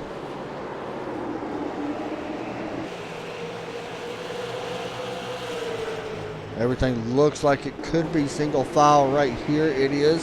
So we'll jump back up. And Connor James, Michael Goddard. Goddard on that inside. Here comes Connor James. James is actually starting to make his move up too. And don't count out Michael Goddard. Even though we're 20 laps away from the finish of this thing, if these cautions do happen, we may be seeing Michael Goddard in the top 3 or 5 here soon. But James just got around him. His caution flag does fly. And it looks like it was Brandon Stokes once again and Chris Larson making contact. Maybe Stokes was underneath, coming up, making contact. Around it goes the 113 car off turn 4. I believe that might be the 3rd caution Brandon Stokes has been in. Stokes did go around as well. So, everybody wanted to hear from Daniel Dye. Why not grab him, I guess? We can grab him, talk to him. Let me find him. We'll bring him in. Probably take me an hour to find him. So many people in TeamSpeak, it takes a minute. There he is. Daniel Dye, you got a copy? How's it going, man? Pretty good, buddy. Probably not as good as you. You actually started back in 20th, so I got questions on why you're topping and driving, but I'm just going to ignore all that. So talk us through your night right now, man. You're currently running 3rd. You look like you're actually capable of running for the lead, but you got to figure out a way to get around the 65 car in front of you. Yeah, doing pretty good. From 20th to 3rd is real good. The plan was to run in the back with the 84 for a little bit and just take care of my stuff, but I found myself here trying to get to that 47 car. 47's pretty good. The 65 has been giving me trouble all race. You mentioned tempers flaring, and I'm trying to hold that in. But we got, I think we're going green about 15 laps to go, so got to make something happen. If I don't get it, I'm going to have to take it. And hopefully relay in that 47 car, but so far having really good points tonight. Yeah, it's interesting, man, because we're seeing the 65 was able to get around you on the higher side, but it looks like the low side is faster, but looks like he might be pinching you down just a little bit here and there. Is there a way that you got to try to set these passes up, or is it something that you noticed that you might be able to do? It's just trying to, this place is so, you got to be just so perfect to pass here, even in real life. This is my home track in real life, and I actually won the Pro Late Model Championship here this year. Wow. And so trying to figure out what I know in real life and put it on here is helped me out a little bit. The 65 knows what he's doing, though.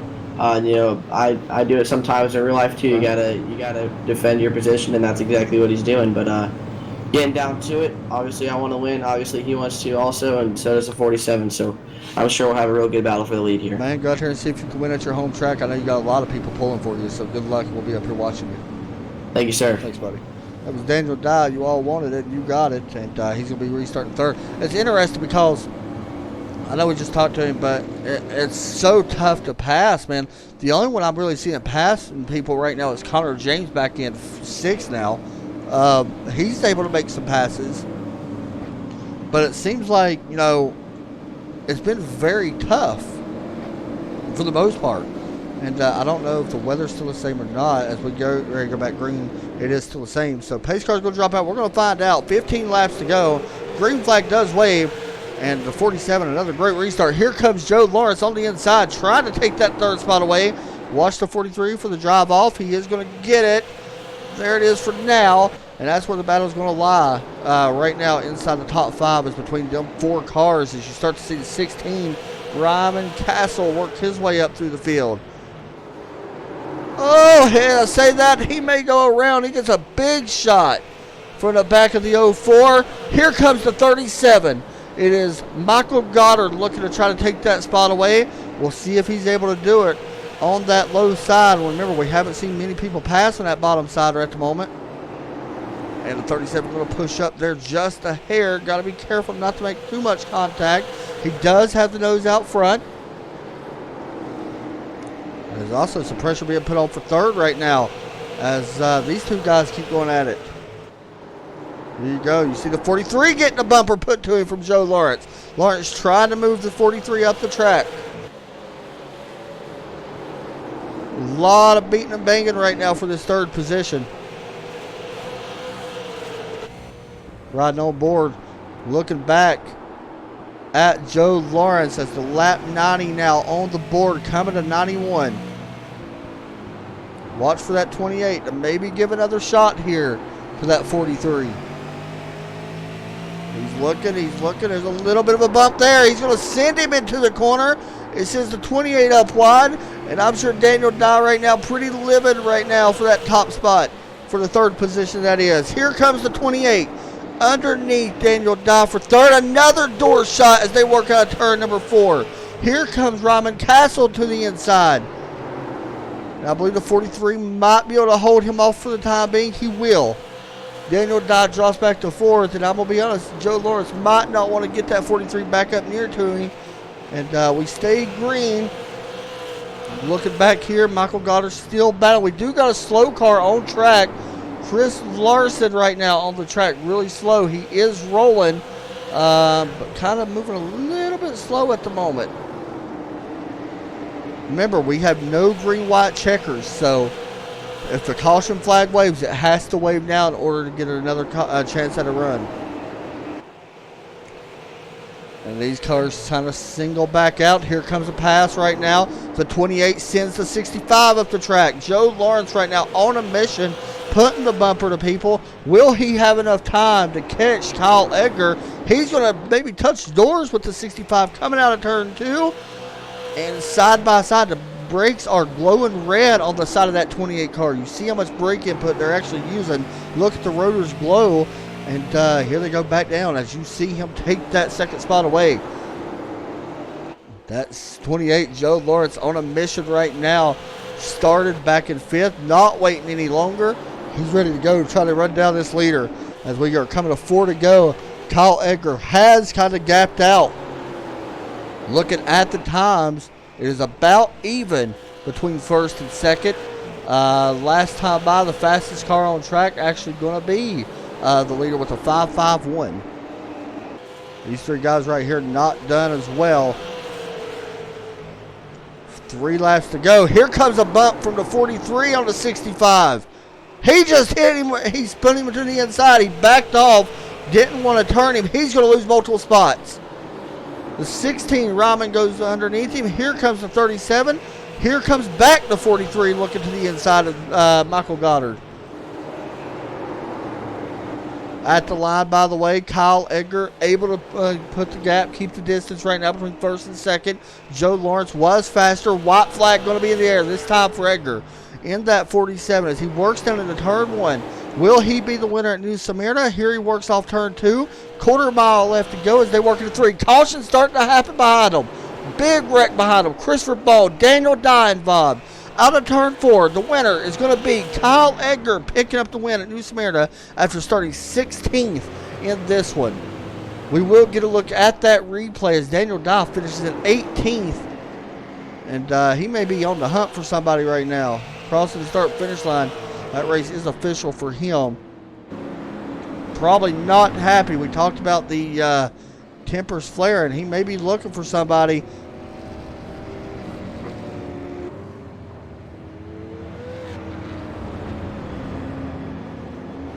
There's a lot of tempers flaring. Daniel Dye rolling up behind. Oh, he's going to park there. But anyway, our leader wins this one. There you go. The winner tonight, the 47 of Kyle Edgar, started in 16th place. That is not easy. I just want to go ahead and mention that. We're going to talk to him right now. He basically got out front and he drove away as Kyle Edgar from Pull Down Racing wins this one. And we're going to talk to him right now. Hey, Kyle, you got a copy? Yeah, 10-4. Man, you got out front. You started 16th, and I want to be honest, at the kind of race we've seen tonight, I don't even know how that's possible for you to drive up through the field and put on 52 laps led. Man, you got to be excited right now. Oh, hell yeah. I botched that qualifying run and I barely made this show, to be honest, and I don't know. It got crazy at the beginning there, and I knew I had to keep my nose clean, from Five Flags. Right. I know how it ran, and got my nose clean, got up front. I had a few teammates work with me there, and they were able to let me by when they could. But no, it's fun for sure. I love this league. Yeah, man. You came in here, and I mentioned she was in 16th. And talk a little bit about the tires. We don't take tires in here, which is nothing new for a super late model league. So talk us through that, man. Did the tires fall off much over the long runs that we did have, or over the course of the race? I mean, I know we had 9 cautions, but we still had some pretty long green flag runs at certain points of the race. Yeah, the tires definitely play a big factor with these super lates. I know they came out with a new tire build for everything else, but you got to be conservative for these. That's for sure. We got that long green flag run, and I tried to put a gap on everybody. So if I got another restart, I think my teammate Joe Lawrence, who finished second tonight, so congratulations to him. I think he would have had a shot, but yeah, they definitely do fall off. You got to save and be conservative at the beginning. So from what I'm seeing, because I'm looking at the stats again from 2 weeks ago, you came in here 11th in points. You actually didn't qualify well in that race either. Last week was at Five Flags. You started in 18th and you finished in 10th. Same kind of situation. Not started in 16th, except you picked up the win. So are you thinking about points at all? I mean, I feel like you kind of have to in this league because I'm sure you're going to gain a ton of spots here tonight. Points mean everything. Right.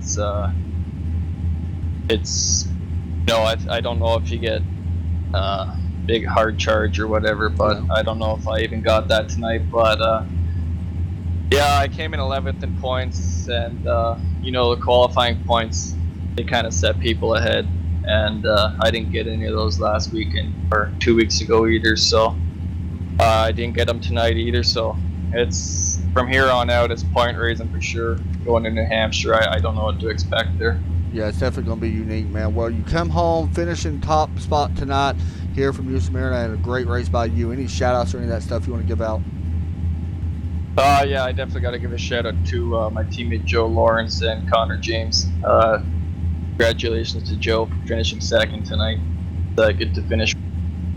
I got to thank everyone down at Pull Down Motorsports, Clutch Graphics, and you guys for putting on a great show. Also, this league here, this is definitely one to compete in for sure. It's definitely at the top of the list. Yeah, I agree. So a good run for your team. First, second, and sixth tonight. Good job tonight, man. 10-4. Thanks, guys. Thanks a lot, buddy. We will talk to Joe Lawrence now, who finished in second. And I'm going to be honest, this guy was on rails the last couple laps. I noticed it as well, and I think everybody else did too. So let me talk to him. Broadcast. Joe Lawrence, you got a copy? Yep, I got you. Man, I got to go ahead and ask you because I know your teammate won the race, but to be honest, it looked like you had the fastest car over the last part of this race. I know the restart really helped Kyle. Did you feel the same? It looked like some cars in front of you kind of slowed down, so you had to use the bumper. Definitely short track racing, and but it looked like you definitely had one of the fastest cars. Yeah, I definitely was just trying to keep the nose clean till the end. But obviously, you can't win these things if you're not there at the end. So I was playing it safe, and then near the end, some blocking started happening, and short track racing, it gets a little rubbing. For sure, and that's what makes it so great. That's what makes it exciting. That's what we love about it anyway.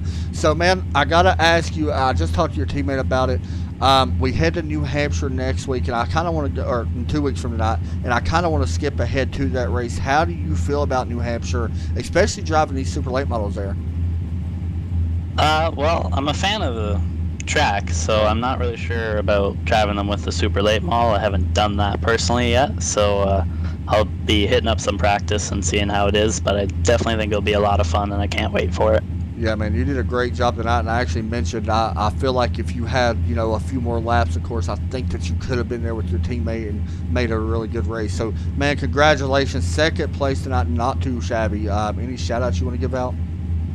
Well, I actually got to thank Kyle because he told me about this race today, so it was definitely nice of him to get me in on this, and it's been a lot of fun, so got to thank you guys for putting it all together. It's always great to have guys like you to do this for us.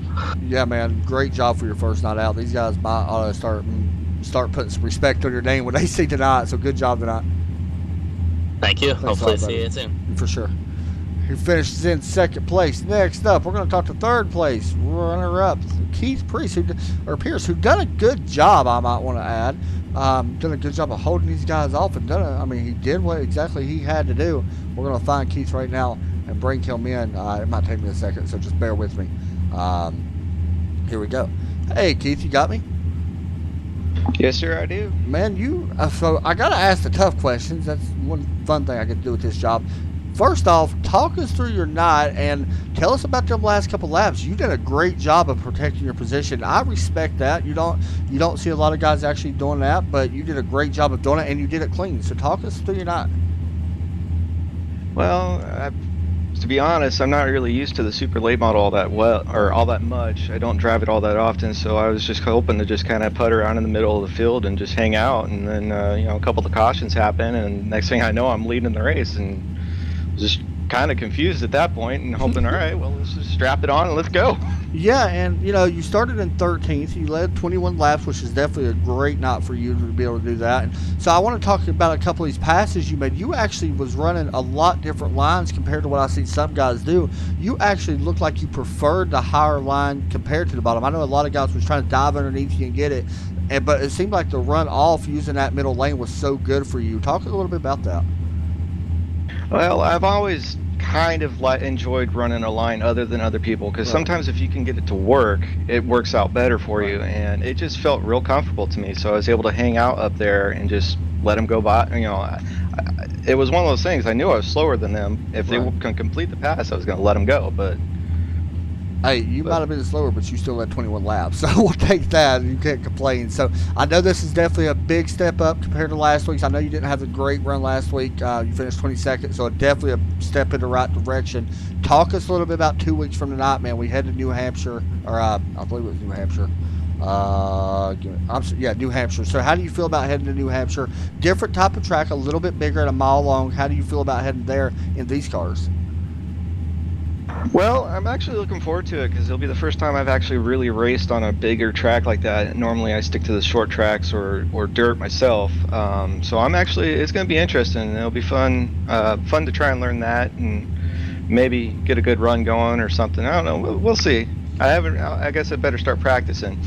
Well, man, you did a good job. And I know some guys might not be happy with you. I don't think you did nothing wrong. You defended your spot and you did it cleanly. So, man, I give you respect. So, good job. Not started 13th, finishing in third. Any shout outs you want to give out? Yeah, just a big shout out to my friends that have been supporting me. I know they're watching right now, and I hope that it was a good show. Oh, it was good. Yeah, and then a big shout out to my family and especially for my son because he babysat my 4-month-old so I can participate tonight. So, yeah, big shout out for him. So, well, man, you did a great job. Honestly, you did what a lot of guys wish that they could do because you raced clean and still kept that spot, as I keep mentioning, and you did it the right way. So, good job tonight, man. All right, thank you very much, sir, and thanks for watching us and broadcasting for us. You bet, buddy. No problem. We'll see you here in a couple weeks. Yep, see you soon. Buddy. So, yeah, there he is, finishing in third place tonight. That is Keith Pierce. So, with that said, we're going to look at the results. I'm going to give you my final thoughts on the race. Personally, I thought the race was okay. I know we had 9 cautions. There's a look at it. 9 cautions, 3 lead changes, 100 laps. Man, it can go either way. Do you personally, you guys that are watching it, you debate about it. Do you think it was a little bit over aggressive? Do you think it is a fitting spot? Personally, I think what he was doing was fine. I mentioned it to him. He defended it clean. Was it annoying for, guys like Daniel Dye? Yeah, it has to be. If it was me, I'd be just as mad as he is. At the same time, I think you realize what you're racing for. You're racing to finish good. And Daniel mentioned it. He felt the same way when we interviewed him. So I think it was just good racing. You do feel for Daniel, because of the wreck that happened that he was involved in. But, you know, typically that's short track and sometimes you can't help it. But there's a look at your top 10 tonight. Cody Brinson battles back to finish in 10th. Michael Goddard finished in 5th, so that's a good run for them. Connor James, Stephen Chung, Matt Eddy, all great runs for them. I look back a little bit further throughout your field. There you go. Leslie Stratton, Brian Cole, Andrew Mordecai. Andrew would probably look for a little bit more tonight. Casey Tillman, not too bad. Matt Pollard, Christopher Bone, I know was looking for. Brandon Stokes, Daniel Dye. I'm going to be disappointed for him. Got to be. Matt Johnson, Chris Larson. Didn't really have to feel Chris didn't, I don't think, tonight. The car, but still managed to make the main race, which is important for points. There you go. Christensen, Joshua Hart. Got to be a heartbreak for him. Matt Brimkamp. And then, of course, Andrew Wooten, who got to really feel bad for. Winner last week had some connection issues, and it kicked him out of the server for some odd reason. So, yeah, that's going to do it for us though tonight, guys. I will be back tomorrow because we have a packed race tomorrow, and it's a long one. I'm not going to lie. I am looking forward to it, but it is it's a drainer. Like, it drains you. We're going to be broadcasting for about 3.5 hours, 3 hours tomorrow for the Indianapolis 500 for the Top Fuel Racing League. We'll be back with them guys for that one, and it's going to be wild. So tune in at 9 o'clock, and we'll see who walks out with a lot of cash, over $1,000 on the line in purse. But split between 13 different drivers. So it's going to be fun. So we'll see y'all then. I'm going to get off here and I'm going to hop in bed. Well, y'all have a great night. Take care. You was watching the Western Super Series on ESPN. I'm your host, Adam Chapman. Have a great night. God bless.